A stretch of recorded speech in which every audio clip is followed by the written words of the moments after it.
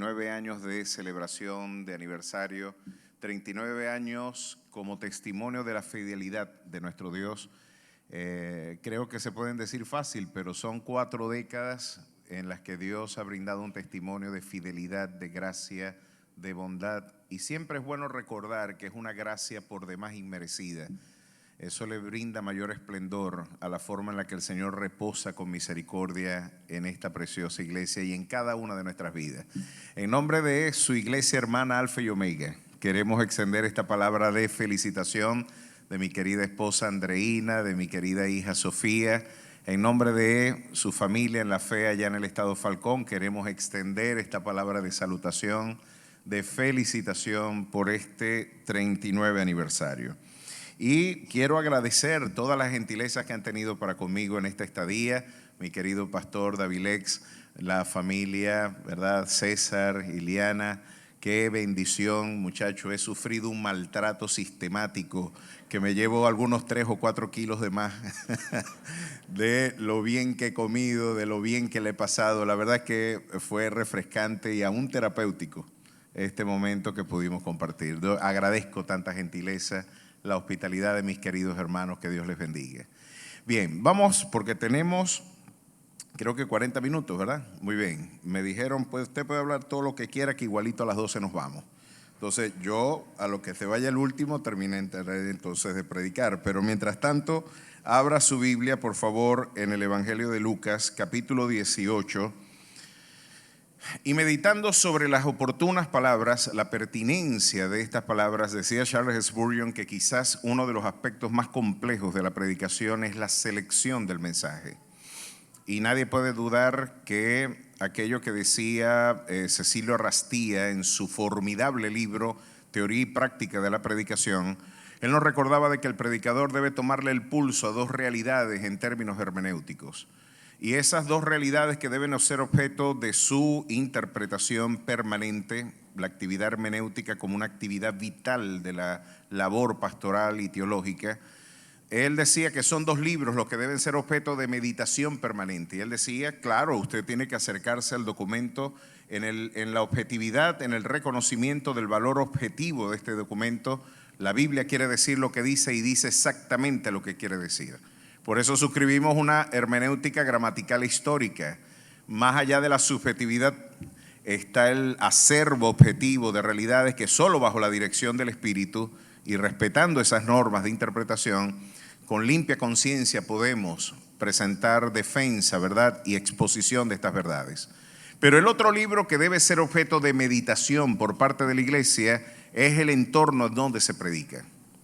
Él decía que esos debían ser los 2 libros que en permanente ejercicio hermenéutico debía ser objeto de reflexión del predicador. Ya Karl Barth, uno de los grandes mentores de la neortodoxia, decía, no solamente basta con leer la Biblia, hay que leer la Biblia todo el tiempo, pero también hay que leer el periódico para saber qué está pasando en el mundo al que predicamos. Y hoy, tomándole el pulso 39 años de proclamación, la pertinencia de estas palabras creo que van a tomar relevancia. Vamos a ver lo que Jesús tuvo que decirle a una comunidad de gente que afirmaba seguirle. Una comunidad de hombres, de mujeres, la iglesia incipiente, los primeros pininos de esta maravillosa, el lugar más querido del mundo, la iglesia. ¿Quién puede dudarlo? Yo ayer me reuní con parte de la gente más hermosa de esta ciudad, y usted es parte de la gente más hermosa de esta ciudad, sin duda. No es retórica pastoral, esto no es para hacerlo sentir bien usted. Yo estoy seguro que estoy en medio de un pueblo al que él llamó Nación Santa, pueblo adquirido por Dios, para anunciar las virtudes de aquel que nos llamó de las tinieblas a su luz admirable. Un Dios que después de estar comiendo algarrobos en la provincia lejana y gentil, allá el brazo de la misericordia de nuestro Dios nos alcanzó, nos vistió con un vestido de lino, nos puso un anillo espléndido y hoy tenemos un nuevo nombre en su gracia y en su misericordia. Ese Dios de gracia es el que da razón de que usted esté aquí y de que somos lo que somos es por su gracia. Pero a esa comunidad de fe, el Señor le dio un conjunto de preceptos, de normativas. Dejó una bitácora bien interesante a seguir para honrar nuestra identidad. Y este capítulo creo que de manera arquetípica viene a darnos de forma muy interesante una agenda sobre lo que debe ser la identidad del peregrinar de la iglesia rumbo a la patria celestial. Porque ¿cuántos saben que este mundo no es nuestro mundo? Es un amén muy escuálido ese, ¿sabe? Usted sabe lo que es escuálido, ¿no? No, nada que ver. Dios me guarde, Dios mío. Dios me guarde la parte. Escuálido en este caso es débil, desnutrido, ¿no? Esa famélica expresión, no tenemos cariño por este mundo. Yo creo que es un ejercicio que permanentemente el Señor nos recuerda. Esta no es tu patria, esta no es tu tierra. Eres peregrino y extranjero en un mundo que, como decimos en coro, esto es un calembero. Esto es un calembero. Nosotros esperamos por una patria mucho mejor, por un lugar sublime y glorioso que espera por nosotros. ¿Cuántos se montan en esa barca, pues? ¿Y cuántos vamos rumbo a la patria celestial? Bueno, marchando a esa patria celestial, Jesús, después de 3 años de peregrinación, después de 3 años de expectativa mesiánica, porque es interesante estudiar a Jesús no solamente desde una perspectiva teológica, que es la que nosotros, por supuesto, estudiamos, pero si usted se aproxima a la formidable fama que Jesús tuvo que tener en el siglo I, muchas de estas palabras cobran una organicidad extraordinaria, una relevancia extraordinaria. ¿Puede usted imaginarse la popularidad de un sujeto que le dijeron, chico, este tipo le pusimos la lonchera de un muchachito y alimentó a 5,000 hombres sin contar mujeres y niños? Si esos somos conservadores y planteamos esto en términos demográficos, no habían menos de 20,000 personas alimentadas por él. Y alguien podría decir, este es el tipo que teníamos hace rato esperando. Si le pusimos una lonchera en las manos y nos dio de comer a todo el pueblo, imagínate si le ponemos los supermercados bajo su administración. Usted puede imaginarse que alguien le diga, mira, a este le das un paquete de harina pan y te entrega un bulto. Le das una arepa y te da 2,000 arepas. La gente, este es el tipo que esperamos. Y la concepción mesiánica que el siglo I y aún el Israel contemporáneo tiene, es interesante las modificaciones que históricamente ha tenido la sociología de la comunidad exegética hebrea, y hoy están incluso concluyendo que quizás Jesús ni siquiera es una entidad personal, sino Jesús no, el Mesías en este caso, para ellos, quizás es el pueblo en disposición de autonomía, de resistencia y quizás de reivindicación nacional. Quizás la imagen mesiánica es una idea para aglutinar un esfuerzo nacional y quizás no una figura personal.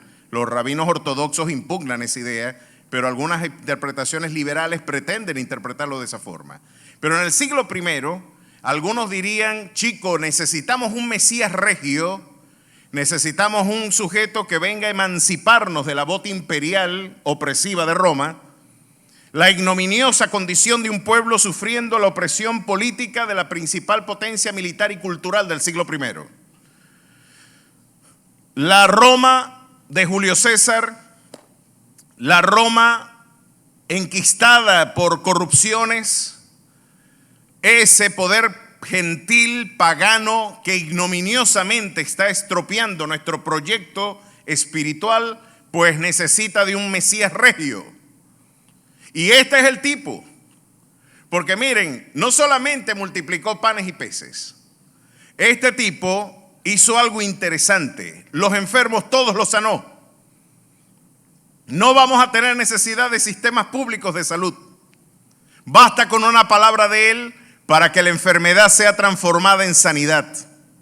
Y aún ni siquiera funerarias tendremos, porque por allá estaba un tipo que ya estaba incluso hedía.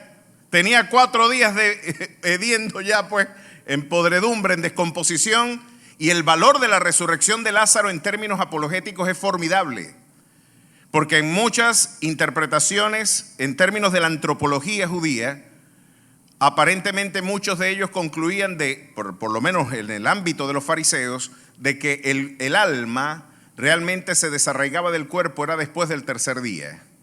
Así que cualquier esperanza de resurrección, incluso para la espiritualidad ortodoxa, estaba distanciada ya de esa realidad. Ya yede, no hay nada que hacer allí. Ni aún quizás el concurso de nuestro clamor podrá intervenir en favor de este hombre. Y Jesús les dijo lo que todos conocemos: yo soy la resurrección y la vida, y el que cree en mí, aunque esté muerto, vivirá. Lázaro, levántate y anda. Y diría la gente: ahora ni siquiera funerarias necesitamos, porque una palabra solamente de este hombre viene a traer salvación y vida eterna aún a los muertos. A su nombre sea la gloria. ¿Pueden ustedes imaginarse la expectativa nacional, la popularidad de Jesús? Y él es interesante que decía cosas, hacía milagros y quería esconderse. Muy distintos a la experiencia de los apóstoles y de algunos líderes contemporáneos, ¿no? Con el énfasis y con algunos sistemas en donde yo quiero darle divulgación a mi persona, a mi identidad, a la exaltación del yo. Jesús hacía milagros y le decía a la gente que no les dijera a la gente. Pero era como esconder un sol en un cuarto. ¿Cómo te escondemos? Este es el tipo que esperábamos. Sistema de salud garantizado, sistema de provisión alimentaria. Este hombre lo único que le hace falta es que tome la determinación para subvertir el orden político. ¿Y ustedes por qué creen que había un rancio debate entre los discípulos quién era el mayor de ellos? Porque de Jesús tomar lo que ellos esperaban fueran sus pretensiones mesiánicas y políticas, el que fuera mayor de la comunidad de los discípulos, sin duda alguna iba a ser el presidente de la República o el presidente del partido. Y dijo: aquí no vamos a repartir, y va a dejar quién es en claro el mayor de esto. Y Jesús, ante este rancio debate que hoy pervive en la iglesia, le dijo: el mayor de vosotros no es el que es servido, sino el que sirve. Es que se hace como un niño, es el mayor entre vosotros. Entre los portentos y portentados de la tierra no es así. Ellos son los más grandes, los que son objeto de servicio, los que ellos quieren ser servidos. Ustedes, el más grande es el más pequeño de vosotros. Miren cómo vino a subvertir, pero la expectativa mesiánica era clara. Y ahora miren cómo cuando Jesús dice estas palabras, se viene a fracturar quizás una perspectiva que el universo simbólico, como lo dirían los sociólogos Peter Berger y Thomas Luckmann, en ese universo simbólico cultural, vendría a fracturar algunas de las imágenes arquetípicas del Mesías. Y ellos dirían: pero ya va, yo esperaba otra cosa. Y miren lo que viene a decir Jesús. Y ahora sí vamos a leer. Capítulo 18, verso 31. Tomando Jesús a los 12, les dijo: he aquí subimos a Jerusalén. Yo me imagino a los discípulos: al fin, ahora es que vamos a tomar, ahora sí se va a arreglar esto.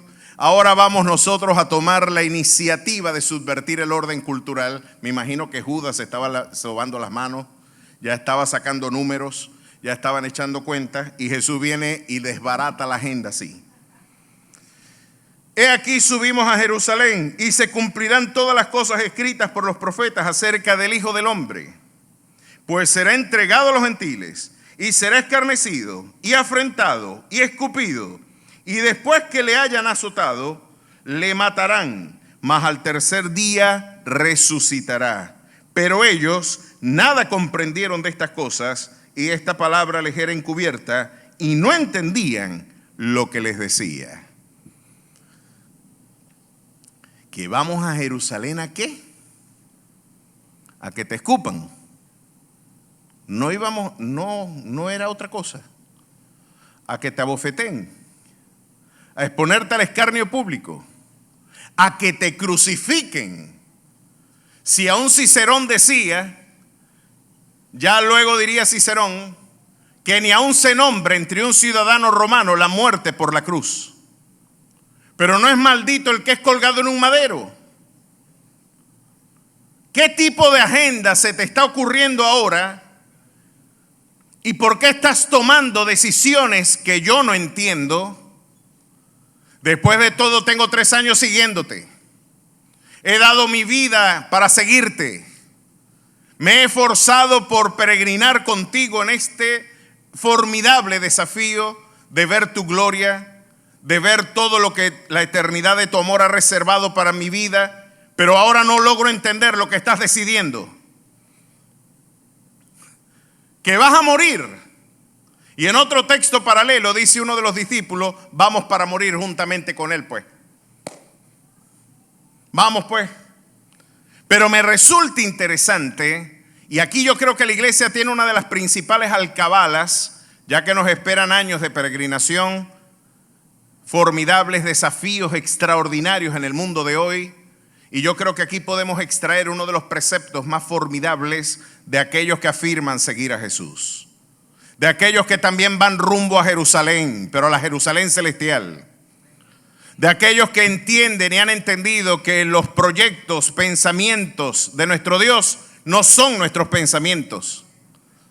Aquellos que han logrado discernir que la soberanía de nuestro Dios, este lugar, a pesar del esfuerzo ingente que algunos teólogos, entre comillas, porque da hasta pudor llamarlos teólogos, en su esfuerzo de subvertir el orden, la simetría del poder, hacen de Dios, en esta caricatura neocarismática que tienen de Dios, Dios es el muchacho de recado de la iglesia. Y a Dios se le dan órdenes, a Dios se le dice lo que Él tiene que hacer, y peor aún, no te acepto un no por respuesta. Cuidado con algo. Cuidado se te ocurre hacer algo distinto a lo que yo espero. Pues los que fundaron la iglesia, los que estuvieron de primera mano con Él, nos están dando una cátedra de lo que significa seguirle a pesar de no entenderle. A pesar de que quizás está fracturando gran parte de mis expectativas. A pesar de que no logro discernir por qué el concurso de tu soberanía permite la participación de realidades aún irracionales. Yo he decidido seguirte a pesar de que no te he entendido. Vamos a meterle la mano a esto. El púlpito dijo amén. ¿Cuántos hoy deciden seguirle a pesar de que no le entienden? Pero usted dirá, pero eso es peligroso. Un momentito. ¿Hasta qué punto los discípulos pueden seguir sin entender lo que Dios demanda? Y permítame detenerme en este concepto que lo introduje el día viernes y que hoy puede ser, ahora usted verá la pertinencia de esto. De alguna manera, si usted me pregunta a mí, chico, el apóstol Pablo, ¿cuántos tienen en estima la labor paulina? Escribió casi el Nuevo Testamento él solo. Escribió, redactó la mayor parte de las epístolas y se le fue revelado el misterio de la iglesia. Si usted me pregunta si yo hubiera tomado decisiones para Pablo, para la proyección ministerial de Pablo, yo le hubiera pagado hoteles 5 estrellas en la comunidad de Éfeso. Yo le hubiera logrado conseguir un transporte, ¿verdad?, marítimo o aéreo de primera clase al apóstol por antonomasia de la gracia. Si usted me pregunta, hubiera buscado lugares formidables para atenderlo, para cuidarlo, pero cuando usted explora la vida de Pablo, Dios eligió cosas muy distintas para él. Pablo no llegaba a un pueblo diciendo, mira, ¿cómo serán los hoteles 5 estrellas aquí? Pablo llegaba y preguntaba más bien, chico, ¿cómo serán las cárceles? Porque tan pronto empezaba a predicar, lo metían preso. En una ocasión lo meten preso por darle libertad a una endemoniada. Un viaje paulino es un tema extraordinario. Usted puede imaginarse un sujeto montarse en un barco, se hunde el barco, queda un día y medio flotando en una tabla y cuando llega a la orilla lo pica una culebra. ¿Saben cómo dicen en coro? Está zarao. Ahora, ¿por qué? Y ahora desde la concepción bíblica, no de la sociología de nuestra fe, ¿qué dice la Biblia de Dios sobre las decisiones que forman parte de nuestras circunstancias? Dios es más soberano de lo que la iglesia quiere que Él sea. Dios es más soberano de lo que el sentido común pareciera mostrar. Dios está involucrado hasta en los aspectos que usted pueden generar, pueden ser estridentes para sus oídos. Yo veo a Dios en el Vargas del 99. Yo veo a Dios en el tsunami del 2004. Yo veo a Dios en el terremoto de Turquía. Yo veo a Dios en el día de mi accidente. Yo veo a Dios en momentos inefables de nuestra historia. Y usted, antes de que ore por mí, le voy a decir por qué yo puedo ver a Dios allí. Como Dios viene de Dios, porque yo no puedo conocerle si Él no se revela. Yo nunca hubiera concluido esto a de no ser que Él lo comenta y lo enseñe, lo mencione y lo revele a la condición humana. Pero el Dios de la Biblia, como dice el profeta Jeremías, ¿quién será aquel que diga que sucedió algo que el Señor no mandó? De la boca del Altísimo no sale lo malo y lo bueno. O el profeta Amós en el capítulo 3, verso 6, se tocará la trompeta en la ciudad y no se alborotará el pueblo. ¿Habrá algún mal en la ciudad del cual Jehová no haya hecho? ¿Habrá algún mal en la ciudad del cual Jehová no haya hecho? Interesante, ¿no? Nosotros desde nuestras perspectivas tropicalizadas entendemos que si las cosas van mal es porque Satanás ganó. Y si las cosas van bien es porque Dios ganó. Esa es una visión pagana, dualista. Nuestro Dios en vida o en muerte será glorificado en nuestras vidas. Y lo interesante es que en este abrazo, y usted podrá decir, pero Santiago no dice que el que es tentado no diga que es tentado por Dios, porque Dios no puede ser tentado por el mal ni Él tienta a nadie, sino que cada quien es atraído cuando de su propia concupiscencia es seducido, y el pecado, la tentación engendra el pecado y el pecado a su vez la muerte. Alguien podría concluir, pero esto es un desafío a la idea de la libertad humana, a la participación del elemento antrópico, y la participación de la libertad del hombre, ¿dónde queda? Pero mis queridos hermanos, lo que Santiago está diciendo acá es que del mal moral Dios no tiene nada, ninguna responsabilidad. De la autogestión, de la dimensión moral de mi condición, el auténtico artífice soy yo. Y yo no puedo delegarle a Dios la responsabilidad de mi robo, de mi mentira, de mis transgresiones. Eso es una responsabilidad de la manera en la que yo he desafiado la administración del precepto divino.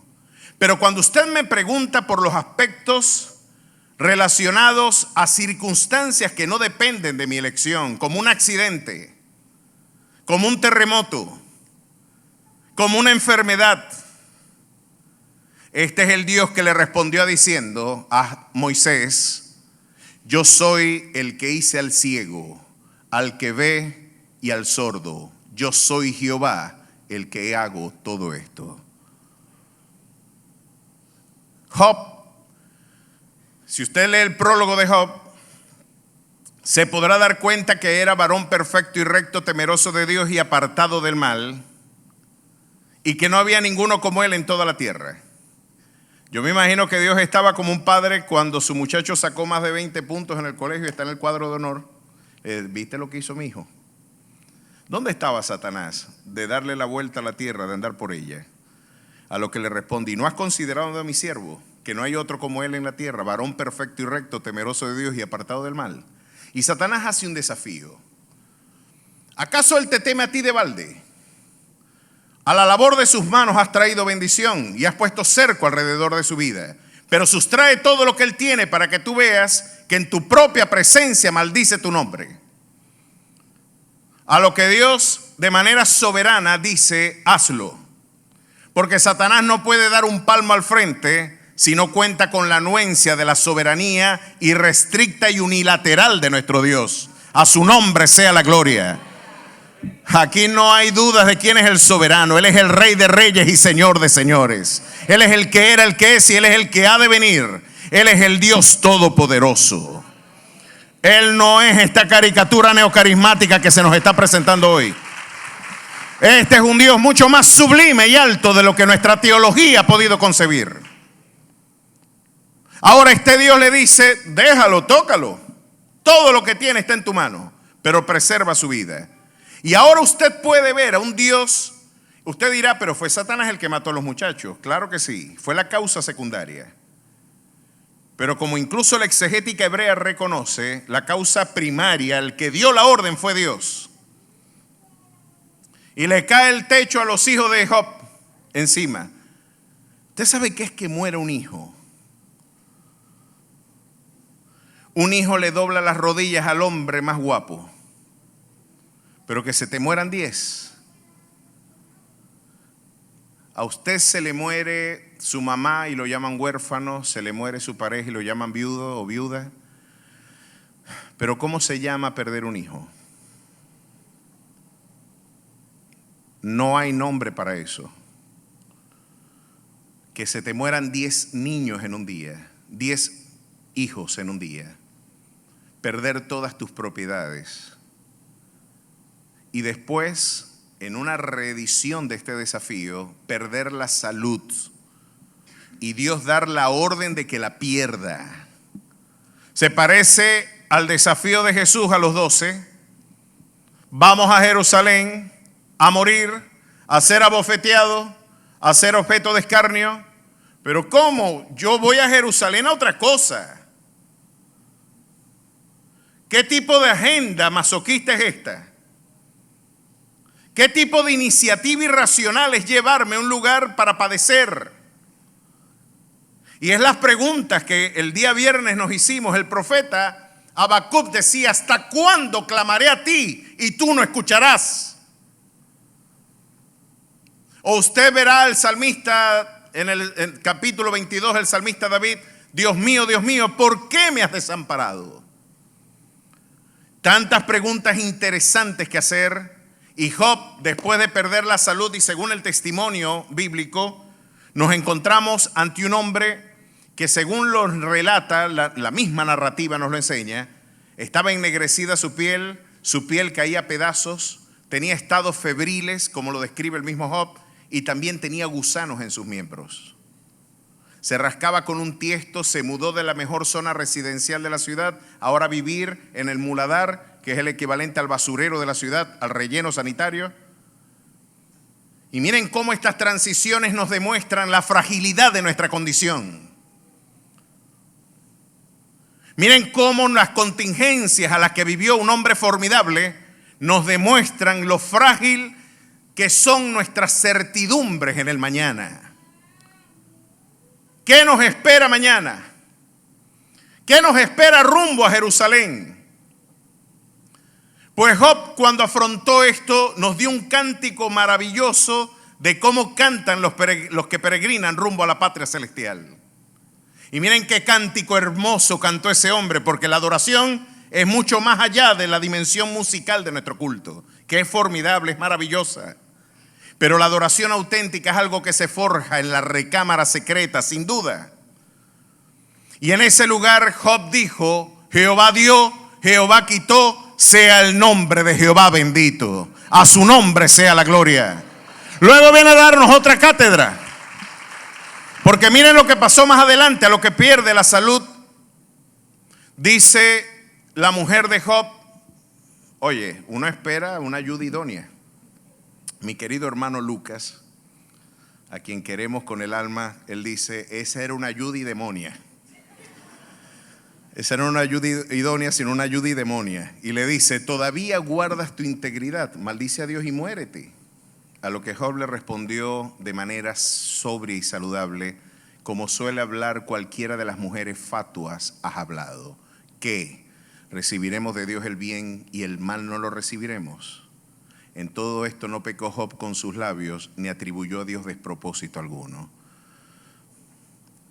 Ahora, hasta aquí yo los tengo en incertidumbre. Eso es peregrinar para Jerusalén, pastor, para yo bajarme el bus. Ese bus, muchacho. ¿Cómo hay gozo en un lugar así? ¿Qué hay que entender de Dios cuando no entiendo a Dios?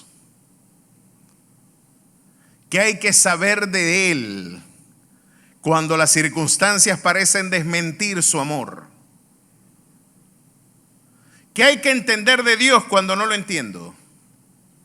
Lo que 3 jóvenes en Babilonia nos dieron como cátedra frente a una contingencia de muerte.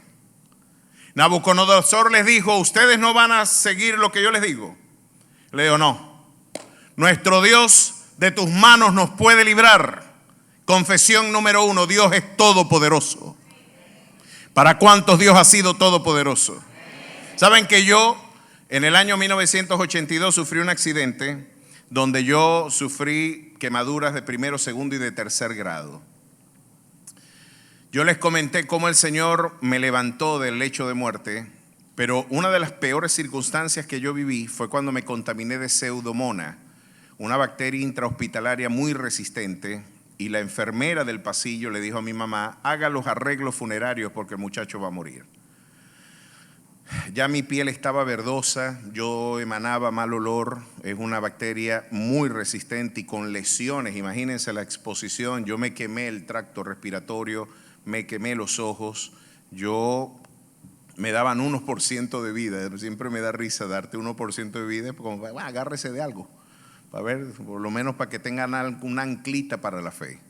Pero lo que yo voy a concluir hoy es que yo soy inmortal, como decía Spurgeon, hasta que el propósito de Dios se cumple en mi vida. Usted podrá morir en un accidente, pero nunca accidentalmente. Y cuando la bacteria tomó ocasión, haga arreglos funerarios, mi mamá le dijo: bueno, vamos a ver qué dice el rey soberano de la historia. Estábamos pasando un muy mal momento. El Niágara en bicicleta. Lo cierto es que mi mamá oró, ayunó, clamó al Señor. Y hoy, 41 años después, yo puedo decirles que soy testigo del poder de Dios. No porque alguien me lo contó, es que traigo las cicatrices de su gracia, de su misericordia, de su bondad en nuestras vidas. Aplauda fuerte al Rey de Gloria. No tenga temor en celebrar su grandeza, en darle el crédito, la gloria y el honor al que vive y reina por los siglos de los siglos. Lo cierto es que 41 años después, hoy yo puedo decir como esos jóvenes: mi Dios de tus manos me puede librar. ¿Y habrá alguna cosa imposible para Dios? Por Dios. El problema no es si Dios puede. Para mí es un tema racional, absolutamente racional, que Dios sane. Porque si usted va a un ingeniero del calembe carro que yo tengo, el que lo diseñó, en Coro me lo han desbaratado. Mecánico que no saben nada y el único escáner, el mejor, ese debe ser como una viejita ya salió con una arepota así. Y estaba un carro que estábamos prendiendo y tenía los 4 cauchos pichados. Y salió la viejita y teníamos rato prendiéndolo y dice la viejita: animal, ¿cómo te va a prender si tiene los cauchos pichados? Más o menos es el mecánico promedio que me ha tocado a mí. Pero, Nahuara, imagínese usted la maravilla de que llegue el ingeniero que lo diseñó y me le meta mano y lo deje. Chico, qué milagro reparó él. No, chico, milagro no, él lo creó. Para mí es absolutamente racional que Dios me haga un corazón nuevo, un hígado nuevo, que Él pueda hacer lo que en su gloriosa, soberana voluntad Él quiera hacer en mi vida. Y hoy, 41 años, puedo decir con esos jóvenes: yo soy testigo de ese poder. Ahora mire esto. Esta es la parte que quizás no va a despertar aplausos. De tus manos mi Dios nos librará. Y si no nos libra, yo quiero que tú sepas, oh Rey, que tampoco adoraremos tu imagen. Frente a la posible contingencia de que su elección soberana diga no, porque rumbo a Jerusalén Dios nos va a decir no muchas veces. Yo no puedo negar quizás la estatura espiritual de un Pablo cuando afirmaba diciendo: el cual he rogado 3 veces para que fuese quitado de mí aquel aguijón que atormentaba la conciencia del apóstol. Alguien podría decir: ¿qué es el aguijón del apóstol Pablo? Yo digo que es un carro viejo. Pablo tenía un carro viejo. Usted quiere afligir a alguien, déle un carro viejo. Y usted va a ver lo que es el padecimiento. Regale un Optra que se rompa la correa del tiempo para que usted vea. Esa es aflicción y amargura de espíritu. 15 y último usted no llega. Independientemente de cuál haya sido su aguijón, más allá de este relajo, Dios le dijo: no, no, bástate mi gracia, mi poder se perfecciona en tu debilidad. ¿Qué debe usted entender cuando no entiende a Dios? cuáles son los recursos que rumbo a Jerusalén, porque nos esperan muchos años más de peregrinar. Mientras peregrinamos rumbo a la patria celestial, porque el que ha de venir vendrá y no tardará, lo creemos con todo nuestro corazón. El Rey de Gloria está más cerca que nunca.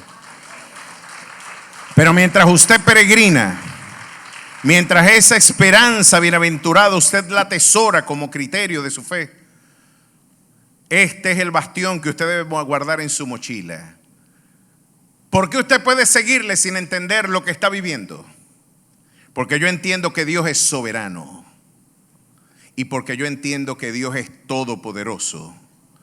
Y cómo yo combino estos dos elementos para mi consolación en medio de incertidumbres y de realidades que no logro comprender de su soberana voluntad. Hay cosas que si yo las decidiera, las hubiera decidido muy distinto, pero Dios es soberano. Este lugar tiene su Señor y no somos nosotros. Fíjense cómo yo entiendo y cómo podemos consolarnos en medio de esta crisis.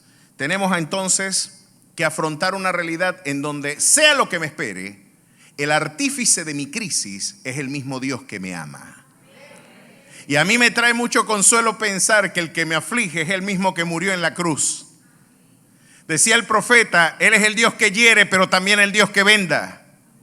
Decía la mujer que cantó de manera formidable después de experimentar la maternidad, Ana, la madre de Samuel: Jehová mata y Él da vida. Él abate y Él enaltece. Él enriquece y Él empobrece. Él levanta del polvo al pobre para hacerle sentar junto a sitios de honor, porque nadie será fuerte por sus propias fuerzas. Y esto se puede extrapolar aún en el ámbito geopolítico. Asiria, en el capítulo 10 de Isaías, Dios dice: voy a levantar esta nación que será un látigo y será instrumento de mi ira para Israel, pero ellos le atribuirán su fuerza a su propio brazo y dirá que fue el concurso de su gestión, de su habilidad militar. Oye, qué destreza política, administrativa tenemos nosotros, que es la que da razón de nuestros triunfos. Pues Dios dice: nada de eso.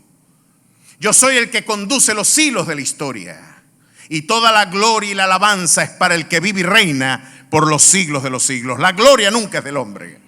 El artífice de nuestras victorias nunca somos nosotros. A pesar de la participación de la diligencia, a pesar de la participación de la virtud o de la destreza, siempre la gloria, como lo demuestran en mi teología, aquellos 24 ancianos que son un tipo de la iglesia galardonada, se quita el estéfanos, esa corona que traduce quizás el galardón de la iglesia, pues hasta lo que yo presumí haber ganado, lo tengo que arrojar a tus pies, porque toda la gloria es para el Cordero de vida, aquel que quitó el pecado del mundo, al que vive y reina por los siglos de los siglos. No es un tema de retórica, es que somos lo que somos, es por su gracia. No hay lugar para ninguna presunción, como si no hubiéramos recibido de Él nada.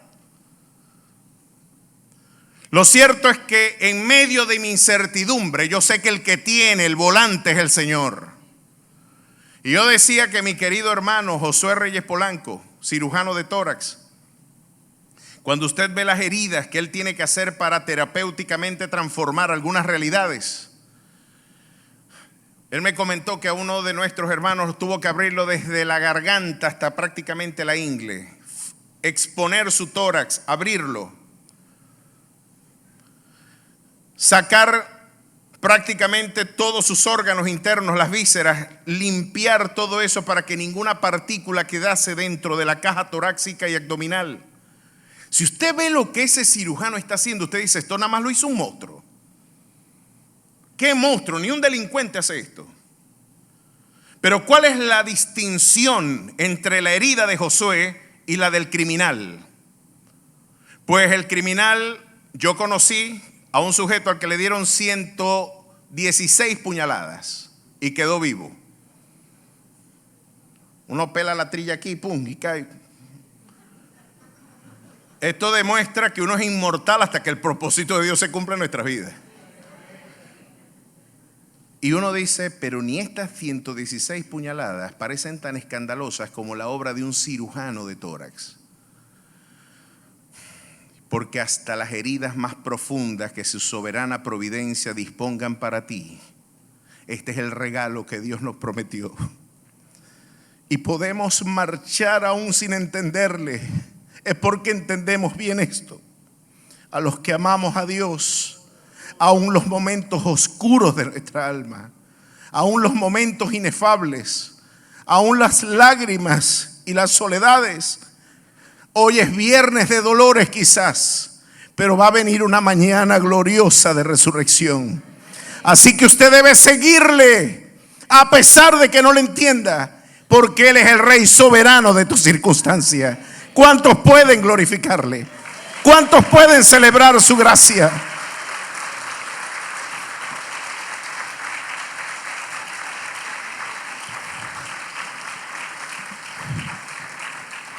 Sígale, que largo camino espera aún.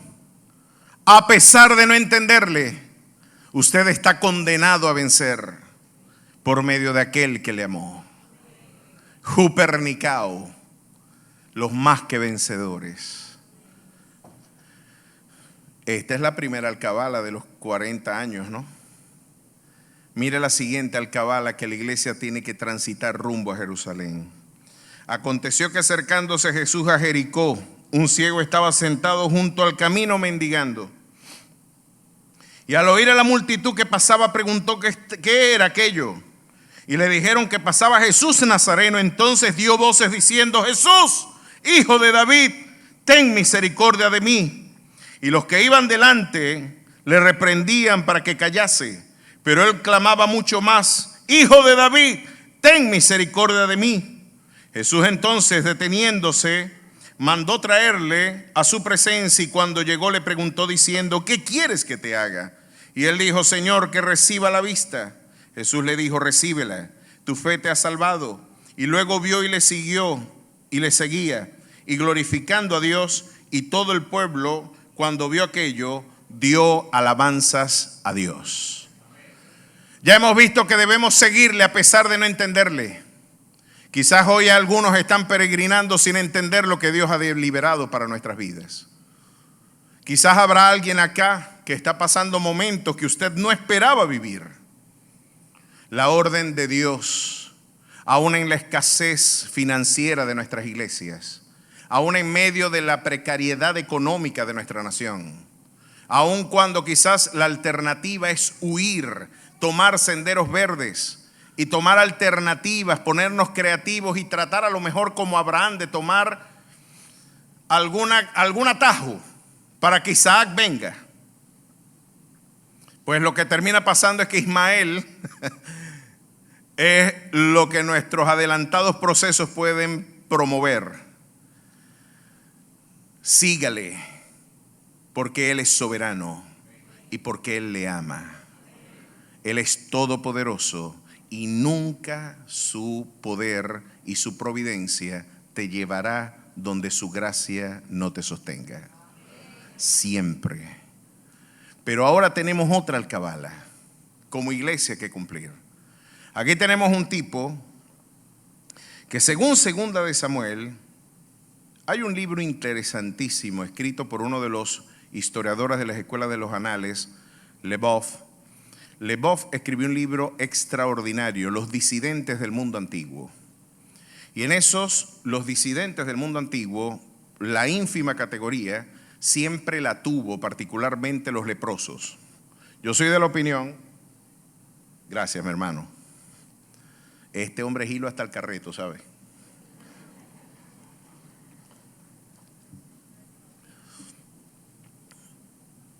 Los leprosos, la enfermedad de Hansen, una enfermedad milenaria, bíblica.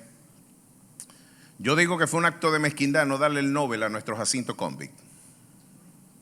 Chacho, ese tipo había que darle, ¿qué digo Nobeles?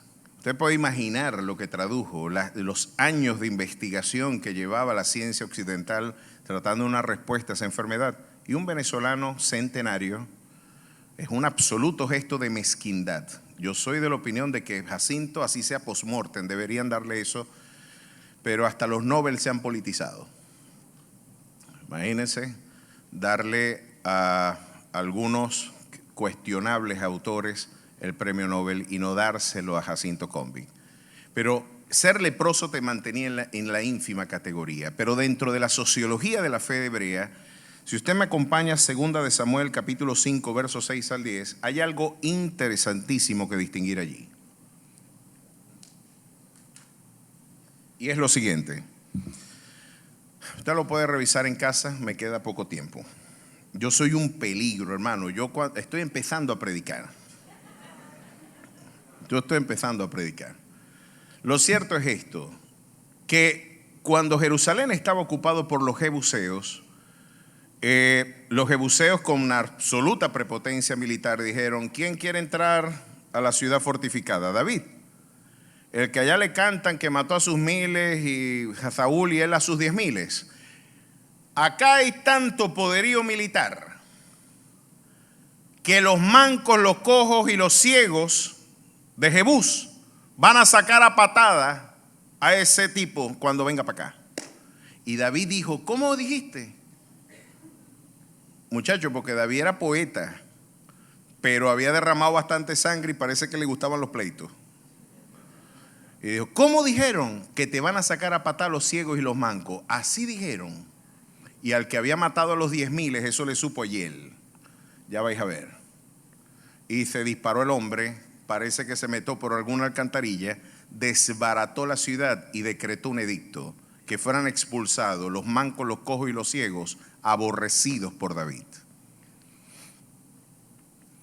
Y parece que la sociología de nuestra fe tiene algunos mancos ciegos también lejos, exiliados de la dignidad también.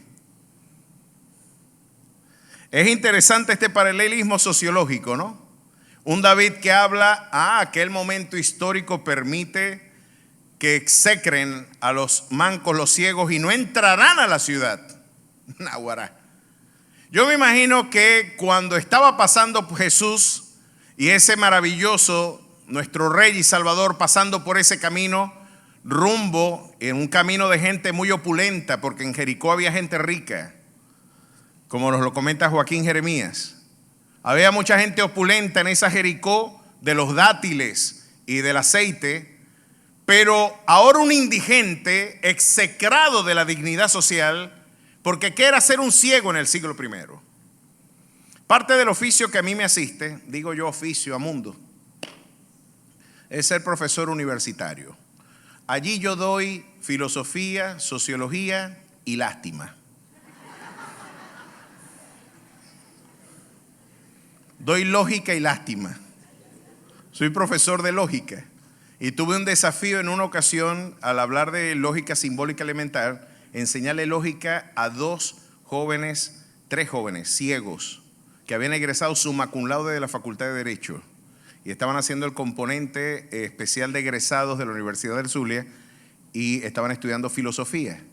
Y dije: ¿cómo rayos yo enseño lógica simbólica? Hacer estas notaciones. El profesor Muñoz hizo arreglos. Uno de los 2 historiadores de la lógica más importantes del mundo, lo llegamos a tener en este país. Bueno, lo cierto es que hoy los ciegos trabajan y si son músicos tienen más cobre que Julio Iglesias. ¿Quién puede negar eso? Pero ser ciego en el siglo I era mascarse un cable. Y era el equivalente a estar en la indigencia. Y yo me imagino que cuando el ciego escuchó, ¿quién viene por allí? Escucharía la algarabía y escucharía los ruidos y los cánticos y la celebración y la multitud peregrinando. Y imagínense la cantidad de gente que iba rumbo con Jesús después de ver eventos formidables, después de encontrarse cara a cara con el Rey. Lo cierto es que él le dice: ¿quién viene ahí? Jesús Nazareno. Y él dijo: no, ese no es Jesús Nazareno. Ese es lo que ustedes no han visto.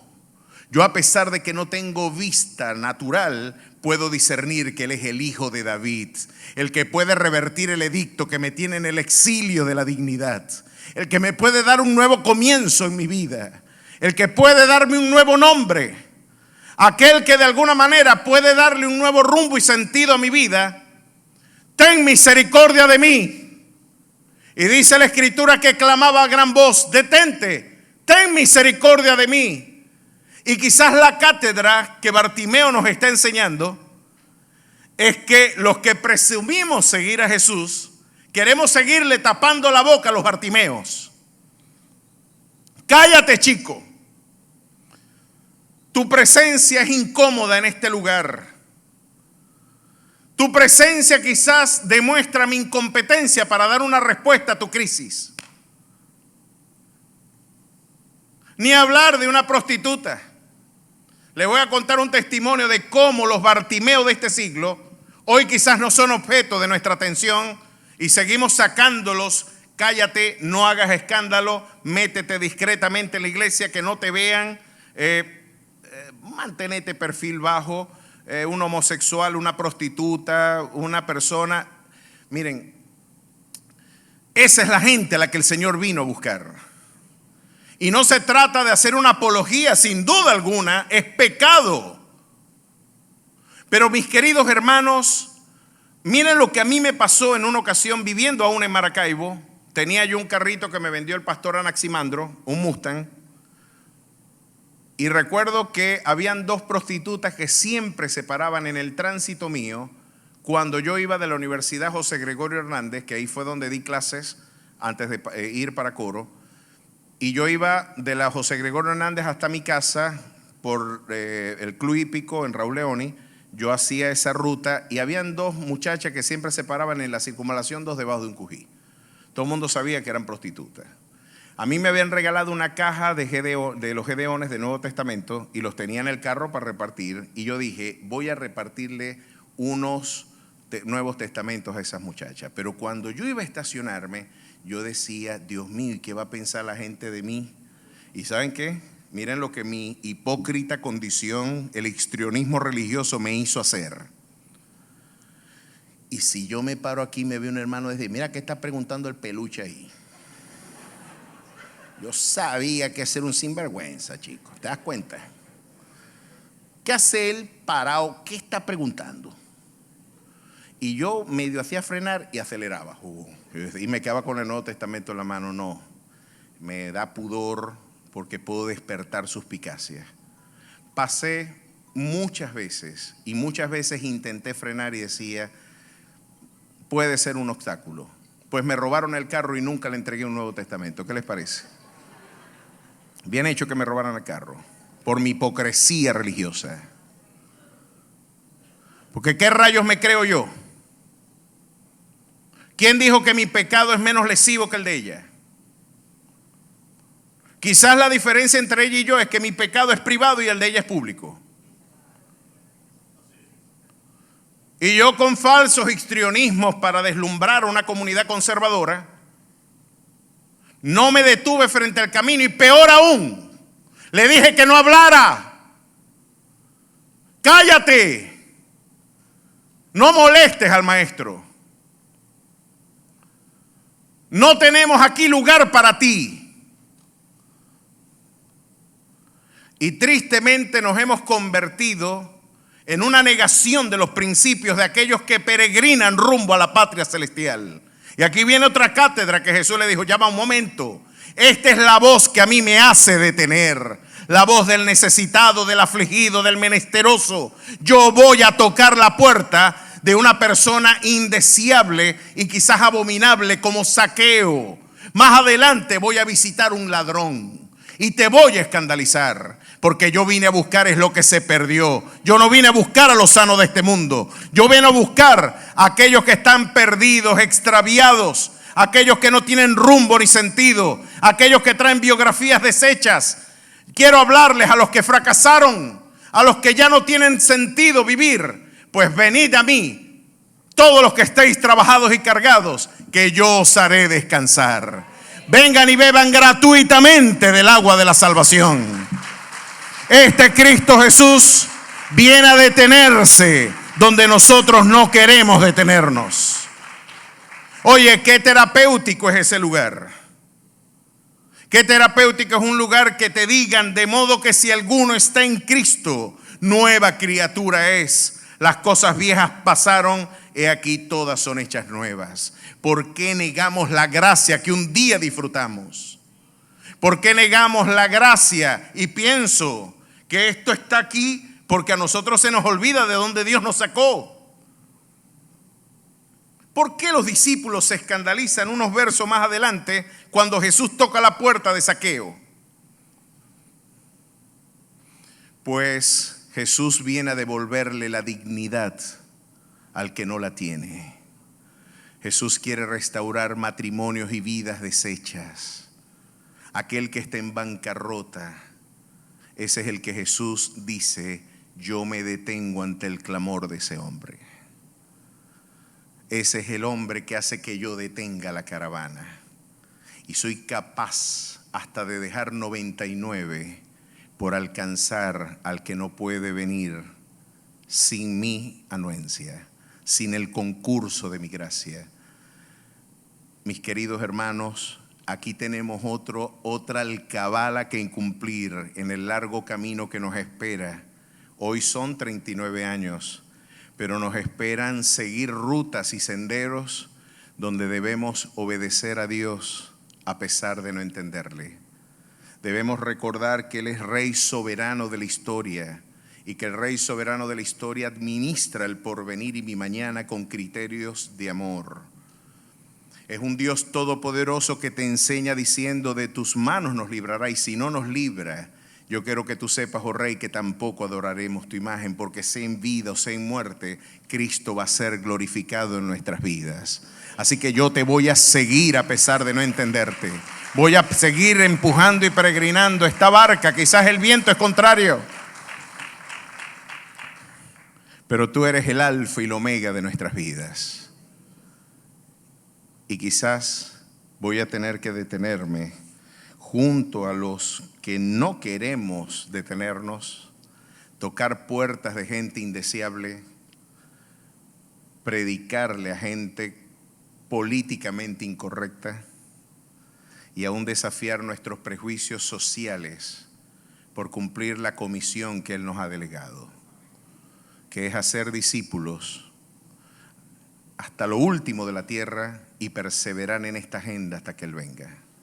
¿Cuántos así lo harán? ¿Cuántos así perseverarán?